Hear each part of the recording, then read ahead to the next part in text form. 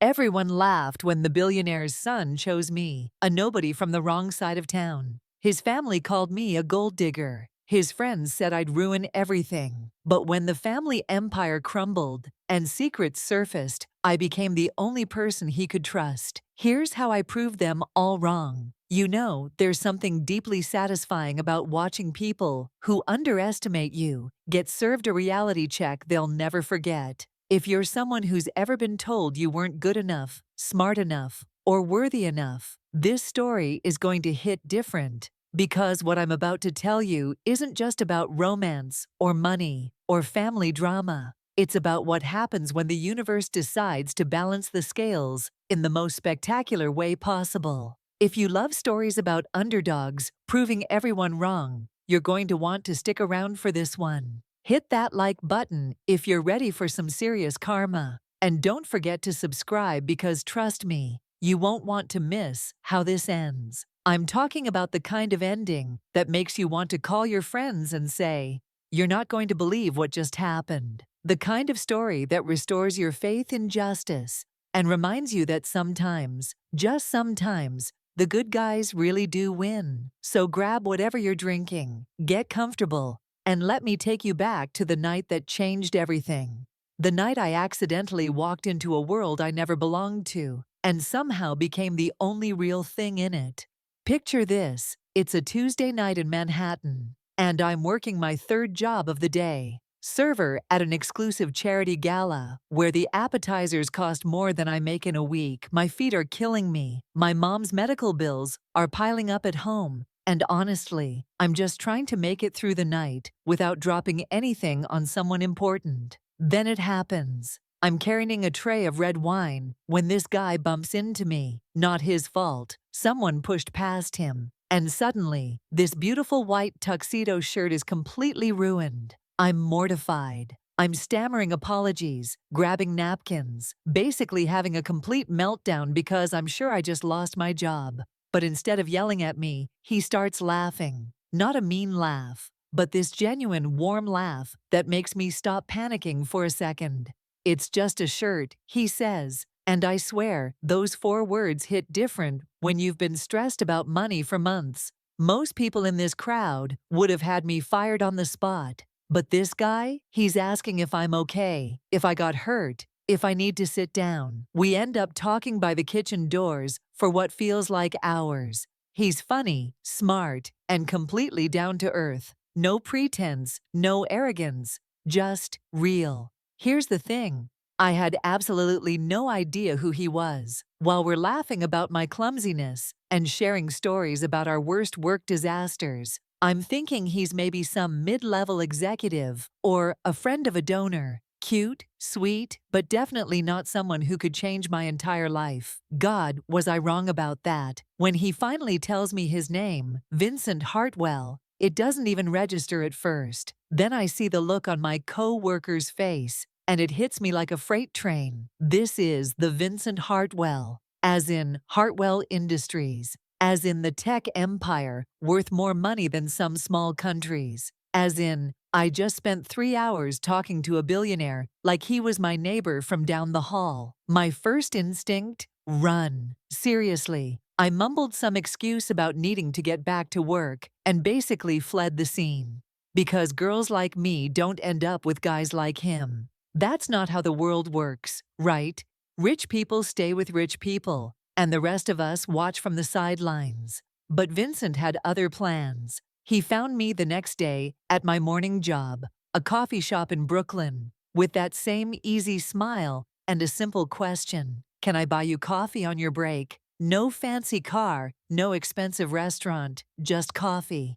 That's when I started to believe that maybe, just maybe, this wasn't some elaborate joke the universe was playing on me. For 3 months, we lived in this perfect bubble. Vincent would pick me up after work in his regular Honda, not the Lamborghini sitting in his garage, and we'd grab pizza or walk through Central Park like any normal couple. He loved that I argued with him about movies, that I made him split dinner bills, that I had no idea what half his business references meant. "You see me," he'd say, and I finally understood what he meant. In his world, Everyone wanted something from him. With me, he could just be Vincent, not the Hartwell heir. But bubbles always burst, don't they?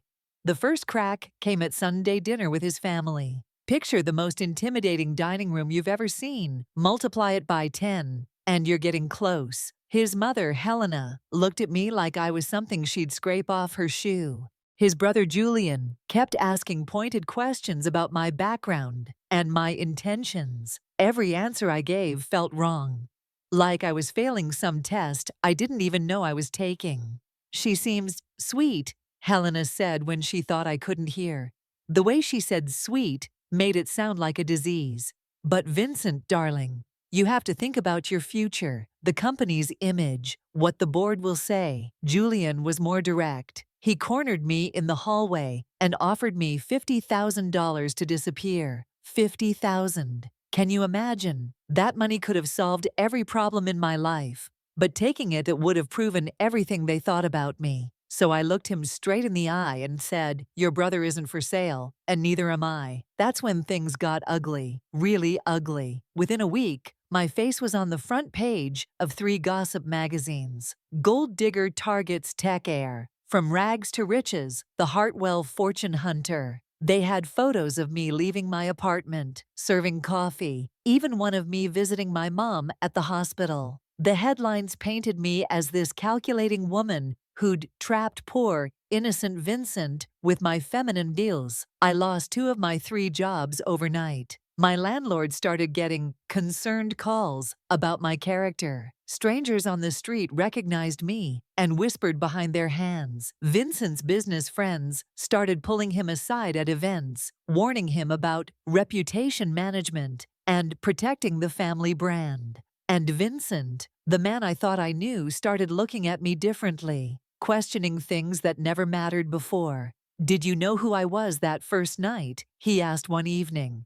And the doubt in his voice broke something inside me. When the person you love starts believing the lies about you, that's when you realize just how alone you really are. So I did what any person with dignity would do. I disappeared. No dramatic goodbye, no pleading my case one more time. I packed my things, moved back in with my mom, and rebuilt my life piece by piece. It hurt like hell, but I refused to beg someone to believe in me when they'd already chosen not to. 6 months later, I'm working as a financial consultant. Turns out all those months listening to Vincent talk business actually taught me something. When my phone starts buzzing with news alerts, Hartwell Industries under FBI investigation. Massive embezzlement scandal rocks tech empire. Hartwell family assets frozen. And there it was, in black and white. Julian had been stealing millions from the company for years.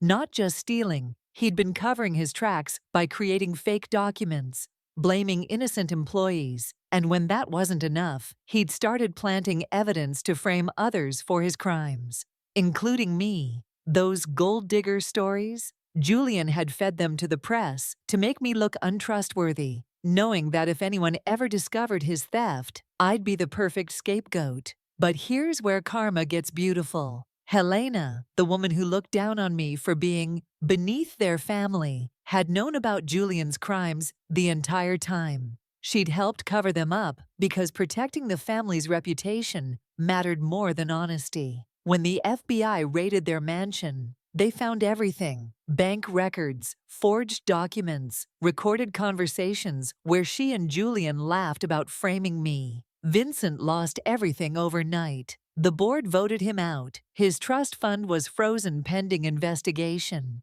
And suddenly, all those friends who'd warned him about me, they stopped returning his calls. The penthouse, the cars, the exclusive clubs, gone. He was living in a studio apartment, working at a startup for a fraction of his old salary. That's when he showed up at my office. Not the confident billionaire I'd fallen in love with, but a broken man who'd finally learned the difference between people who love your money and people who love you. "You were right about them," he said, and for the first time in months, those words felt like vindication. "You were the only real thing in my life, and I threw it away. I won't lie to you, part of me wanted to slam the door in his face, To tell him that apologies don't erase the nights I cried myself to sleep, or the humiliation of being called a gold digger on national television. But when I looked at him, really looked at him, I saw something I'd never seen before. A man who'd finally learned his own worth wasn't tied to his bank account.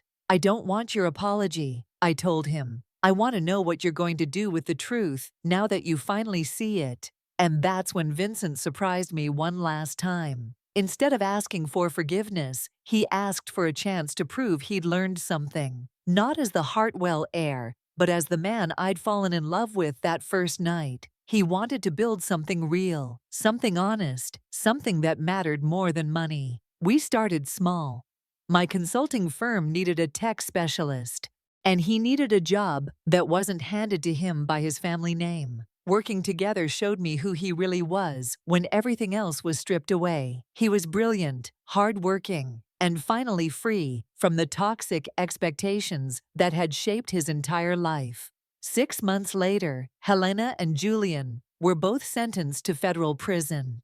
The media that had once painted me as a villain suddenly wanted interviews about my inspiring comeback story. Vincent's former friends, the ones who'd abandoned him, started calling, hoping to get in on our growing success. But here's the thing about rock bottom. It shows you who you really are and who truly matters. Vincent looked me in the eye during a company meeting and said something that made headlines. "Skylar isn't just my business partner, she's my truth." When everyone else saw dollar signs, she saw me. Today, we run a company built on everything his family's empire wasn't: integrity, authenticity, and the radical idea that success means nothing if you lose yourself getting there. Sometimes the person everyone calls the wrong choice turns out to be the only right answer you'll ever need. You know what the most beautiful part of this story is? It's not the revenge, though watching Helena and Julian get handcuffed on live television was pretty satisfying. It's not even the vindication, though having Vincent finally see who I really was meant everything to me. The most beautiful part is what I learned about my own worth along the way. When you're being torn apart in the media, when people who've never met you are calling you names, when even the person you love starts to doubt you, that's when you discover what you're really made of. I could have taken Julian's money and disappeared. I could have fought fire with fire and played their games. But I chose something harder. I chose to bet on myself. Every time someone told me I wasn't good enough, smart enough, or worthy enough, I used it as fuel to prove them wrong. Not through revenge or manipulation, but by building something real with my own hands. By the time Vincent came back into my life, I didn't need him to validate me. I already knew who I was. And that's the thing about karma that people don't tell you. It's not just about bad people getting punished. It's about good people finally getting the recognition they deserved all along. It's about truth winning out over lies and real love conquering manipulation. So to anyone watching this who's ever been underestimated, dismissed, or told they're not enough, your time is coming. Keep building, keep growing, keep proving them wrong every single day. Because sometimes the best revenge is simply becoming everything they said you couldn't be. If this story hit you right in the heart, smash that like button and share it with someone who needs to hear that their worth isn't determined by other people's opinions. Subscribe for more incredible stories about karma, justice, and people who refuse to give up on themselves. And remember, the right person will never make you question your worth. They'll celebrate it. What do you think? Should I have given Vincent a second chance? Or was I too forgiving? Let me know in the comments below, because I love hearing your thoughts on these wild stories. Until next time, keep believing in yourself. You never know who's watching and learning from your strength.